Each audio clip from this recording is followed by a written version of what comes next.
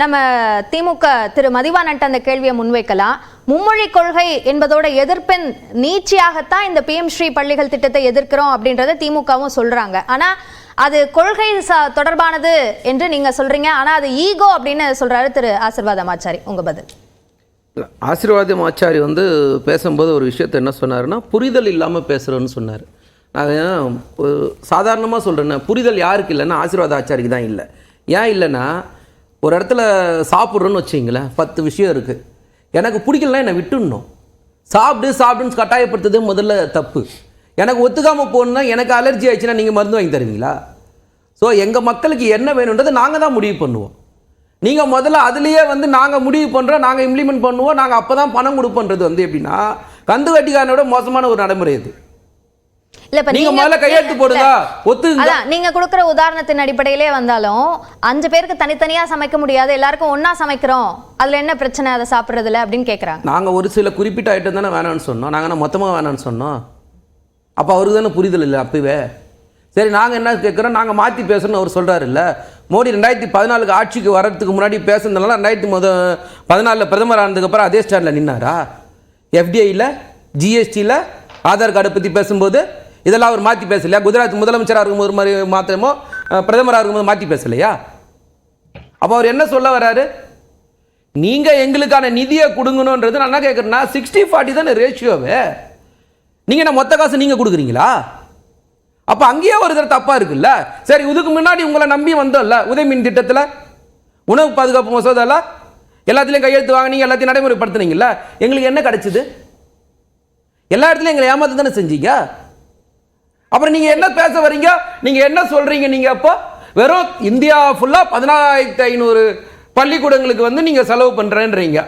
India ஃபுல்லா, தமிழ்நாட்டில் மட்டுமே 38,000 பள்ளிக்கூடங்கள் இருக்கு, அரசு பள்ளிகள். அப்ப நீங்க என்ன கணக்குல என்ன ரேஷியோல செய்ய போறீங்க? கல்வி ஒரு பொதுப்பட்டியல் இருக்கிற ஒரு விஷயம். தமிழ்நாடோட உயர் அதிகாரியான தலைமைச் செயலாளர் ஒரு கடிதம் கொடுக்கிறாரு, இந்த மாதிரி PM ஸ்ரீ திட்டத்தை அதை நாங்க இங்க நடைமுறைப்படுத்துறதுல ரொம்ப ஆர்வமா இருக்கோம் அப்படின்னு சொல்றாரு. ஆனா அவர் தன்னுடைய நிலைப்பாட்டை இப்ப மாத்திக்கிட்டாரு அப்படின்னு சொல்றாங்க. நீங்க இந்த விவாதம் 3 நாளா போகுது. தலைமைச் செயலாளர் கொடுத்த கடிதத்தை பற்றி நம்ம விவாதம் பண்ணிக்கிட்டே தான் இருக்கோம். 2வது வார்த்தையை மறந்துட்டு நீங்கள் முதல் வார்த்தையில் மட்டுமே பேசினிருந்தா யாருமே இதில் பொறுப்பேற்றுக்க முடியாது. தெளிவாக சொல்கிறோம், மாநில கல்விக்குழு அறிக்கையை பொறுத்து தான் நாங்கள் ஒரு முடிவெடுப்போம் நாங்கள் சொல்கிறோம். நீங்கள் முடிவெடுக்கலாம் இல்லைன்னா நாங்கள் நிறுத்துவோம், நிதியை நிறுத்துவோம்னு சொன்னால், இப்போ அண்ணன் மகேஷ் சொன்ன மாதிரி நிறுத்தலன்னு சொல்றாங்களே சார். புரியல. நிதி நிறுத்தல இன்னைக்கு சொல்லியிருக்கிறோம் தெளிவாக 800 கோடி நிலுவைத் தொகை நிற்க வச்சிருக்கோம் 2 காலாண்டுல மட்டும். தெளிவா இன்னைக்கு பேசியிருக்காங்க. யாருமே மறைச்செல்லாம் பேச முடியாது. எழுதிய கடிதத்துல கடந்த ஆண்டிற்கான 1500 கோடியும் ஒதுக்கீடு செய்யப்பட்டுருச்சு, இந்த ஆண்டிற்கு 4000 கோடிக்கான அப்ரூவல் கொடுத்தாச்சு அப்படின்னு சொல்றாரு. இப்ப அமைச்சர் சொல்றது பொய்ன்னு சொல்ல வர்றாரு அவரு. வெளிப்படையா பிரஸ் தானே சொல்லியிருக்கோம். நீங்க சொன்ன நிதியும் வந்திருக்கு, வர வேண்டிய நிதியை நாங்கள் சேர்த்து தானே சொல்றோம். அப்ப நீங்க அங்கேயே முரண்பாடு இருக்குல்ல. நாங்க என்ன கேட்கிறோம்னா, இதே மோடி இந்த ஆட்சிக்கு வந்ததுக்கு அப்புறம் 2014 இருந்து இந்த 11வது வருஷம் ஆட்சியில் இருக்கீங்க, எங்கேயாவது ஒரு இடத்துல நாங்கள் கேட்கறது பாகுபாடு பார்க்காம நிதி கொடுத்துருக்கீங்களா? ஏதாவது ஒரு இடத்துல தமிழ் மொழிக்கு நிதி ஒதுக்குனதுல, சமஸ்கிருதத்தில் நிதி ஒதுக்குனதுல, இல்லைனா விளையாட்டுக்கான நிதி ஒதுக்குனதுல, இல்லைனா மழை வெள்ள நிவாரணம் ஒதுக்குனதுல, பட்ஜெட்டில் நிதி ஒதுக்குனதுல, இல்லைனா மெட்ரோ ரயில் திட்டத்துக்கு நிதி ஒதுக்குனதுல, எதில் நீங்கள் பொதுப்படியாக நடத்திங்கன்னு இந்த நாட்டு 140 கோடி மக்களுக்கும் நாங்கள் ஆட்சி செய்கிறோம் எந்த இடத்துல மோடி நடந்துக்கிட்டாரு? ஒரு இடத்த சொல்லுங்க பார்ப்போம். எந்த இடத்துல நீங்கள் நடந்துக்கல? குஜராத்துக்கு ஒரு மாதிரி, தமிழ்நாட்டுக்கு ஒரு மாதிரி, உத்தரப்பிரதேசத்துக்கு ஒரு மாதிரி, தமிழ்நாட்டுக்கு ஒரு மாதிரி, பீகாருக்கு ஒரு மாதிரி, தமிழ்நாட்டுக்கு ஒரு மாதிரி தான் நடந்துக்கிறீங்க. மழை வெள்ளம் வராத பீகாருக்கு கடந்த ஆண்டு வரை நீங்கள் இந்த வாட்டி எவ்வளோ நிதி ஒதுக்கிறீங்க? மழை வெள்ளத்துக்கு எங்களுக்கு எவ்வளோ கொடுத்தீங்க? 38,000 கோடி கேட்டால் 276 கோடி தானே கொடுத்தீங்க. எந்த அடிப்படையில் நீங்கள் உங்களை நம்பி நாங்கள் செய்ய முடியும் ஒரு விஷயத்த? இல்ல, இப்போ இந்த நம்பிக்கை இல்ல அப்படின்றத சொல்றீங்கல்ல, அப்படி இருக்கும்போது ஏன் 2024 மார்ச்ல இந்த திட்டத்தை நாங்க ஏத்துக்கிறதுக்கு தயாரா இருக்கோம் அப்படின்ற ஒரு கடிதம்? அப்போ நிதியை பெறதுக்காக அப்போ சரி அப்படின்னு சொல்லிட்டு நிதி வந்ததுக்கு பிறகு தங்களோட நிலைப்பாட்டை மாட்டிக்கிட்டாங்க தமிழ்நாடு அரசு அப்படின்ற குற்றச்சாட்டு முன்வைக்கிறாங்க. தயவு செஞ்சு நான் சொல்றேன், அதுல இருக்கிற 2வது வார்த்தை ரொம்ப முக்கியம்.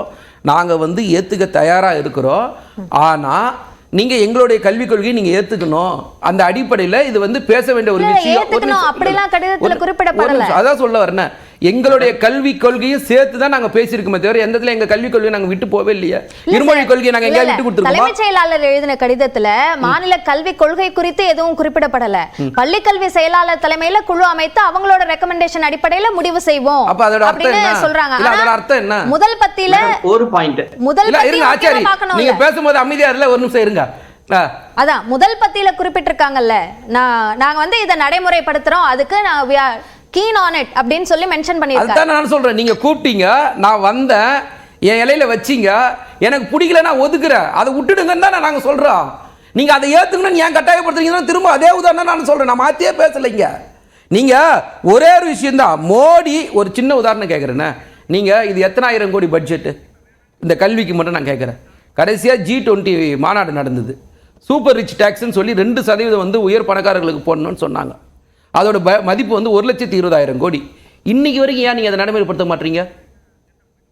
அப்போ கார்பரேட்டுக்கு உங்களுக்கு கொடுக்கறதுக்கு மனசு இருக்கு, கல்வி ஒரு பட்டியலில் மக்களுக்கு கொடுக்கணுன்ற எண்ணெயா உங்களுக்கு இல்ல? இதைத்தான் நாங்க கேட்கிறோம். நீங்க வந்து கையெழுத்து போட்டாதான் கொடுப்பன்றதே வந்து நீங்க யோசிச்சு பாருங்களேன். இது வந்து ஒரு சர்வாதிகார நாடு தானே இது. அப்போ நீங்க அப்ப சர்வாதிகாரியா? நீங்க சரி, நீங்க எதை நோக்கி இங்க எடுத்துன்னு போகணும்னு ஆசைப்படுறீங்க? நாங்க அதை தான் கேட்கிறோம். ஒரு ஜனநாயக அடிப்படையில் எல்லாரும் உட்கார்ந்து பேசுங்க, யாருக்கு என்ன தேவையோ அதை செய்யுங்க நாங்க சொன்னா, நீங்க என்ன திரும்ப திரும்ப சொல்றீங்க? நீங்க முதல்ல கையெழுத்து போடணும். எந்த இடத்துலயும் நாங்க இதை முதல்ல ஒத்துக்கிட்டு நாங்க மாத்தியே பேசல, அதை முதல்ல அவர் உணரணும். நாங்க ஏத்துக்க தயாரா இருக்கோம், ஆனா டேர்ம்ஸ் அண்ட் கண்டிஷன் பொறுத்து தான். சரி, நாங்க பொதுவா எல்லாத்தையும் நாங்க ஏத்துக்க தயாரா இல்ல. நம்ம பதில கேட்போம்.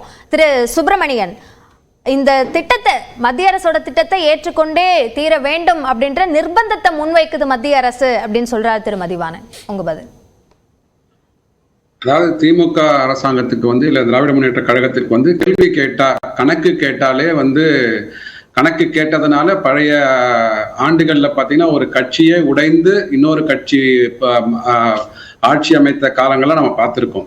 சோ கணக்கு என்பது இவர்களை கேட்கவே கூடாது. ஆக்சுவலா பாத்தீங்கன்னா அந்த கடிதத்துல என்ன சொல்றாங்க, அதுதான் சொல்றேன் உங்களுக்கு ஒன்னொன்னா சொல்றேன். இப்போ இந்த கடிதத்தை என்ன சொல்றாங்கன்னா 23/2/2024 ரெஃபர் பண்றாரு சிவதாஸ் மீனா அவர்கள். அந்த கடிதத்தை ரெஃபர் பண்ணிட்டு தான் இந்த கொள்கையை வந்து நாங்க வந்து டிஸ்கஸ் பண்ணிட்டு, அதாவது நாங்க வந்து கமிட்டி ஃபார்ம் பண்ணி டிஸ்கஸ் பண்ணிட்டு இந்த அகாடமிக் இயர் ஆரம்பிக்கிறதுக்கு முன்னாடி 24 திட்டத்தையா என்னதுமா இல்ல கொள்கையவா திட்டத்தையா அந்த NEP எல்லாம் பேசிட்டு PMC அந்த எல்லாத்தையும் ரெண்டுத்தையும் ஒட்டுமொத்தமாக உள்ளடக்கிய திட்டம். PMCனா உங்களுக்கு உள்ளடக்கி ஆச்சாரியா சொன்னாங்க பாத்தீங்களா, NEP உள்ள வரும்னு சொல்றாரு இல்லையா, அதான் சொல்றேன் நான். சோ இதுக்கு உண்டான எங்களோட புரிதலை வந்து MOU வந்து அவர் தலைமைச் செயலாளர் குறிப்பிட்ட கடிதத்துல NEPன்னு எங்கேயுமே அவர் குறிப்பிடல, PMC திட்டத்தை நடைமுறைப்படுத்துறதுக்கு தயார் என்று தான் குறிப்பிடுகிறார். சரியா? Correct. Very keen to sign the MOU for enclosing the PMC schools in the state. In this regard, state level committee headed by the school education secretary will be established or constituted, and this will be signed by the state before the beginning of next academic year 24-25. அதாவது என்ன சொல்றாங்கன்னா, the MOU for establishing PMC schools will be signed by the state before beginning of the next academic year 24-25 based on the recommendations of that committee. கரெக்ட்டா? அதெல்லாம் sir அது நீங்க இக்கனால நீங்க போட்டுக்கோங்க. ஆனா கடிதத்துல என்ன சொல்றாங்க அப்படின்னா, அந்த கடிதத்துல என்ன குறிப்பிட்டிருக்காங்கன்றதை தான் நான் தெளிவுபடுத்திக்கிறேன். நான் சொல்றேன், நான் அந்த கடிதத்தை நேரலையில நான் உங்களுக்கு படிச்சு காமிக்கிறேன். அந்த லெட்டர் வெளிப்படையா எல்லார்கிட்டே இருக்கு, அதுல இருக்க கண்டென்ட் சொல்லுங்க, அவ்வளவுதான், சிம்பிளா. Very good very good. ஐயா ஒரு சென்டென்ஸ் விட்டுட்டீங்க. நான் விடல, நான் சொல்றேன் உங்களுக்கு. அப்ப என்ன பண்ணிருக்கணும்னா, subject to approval of our state level committee, this will be implemented before the academic year 24-25 போட்டிருக்கோம். சப்ஜெக்ட் டு என்ற வார்த்தை இல்லை. சரிங்களா? அப்ப அகாடமிக் இயர் எனக்கு 24-25 என்பது ஆரம்பிச்சாச்சு.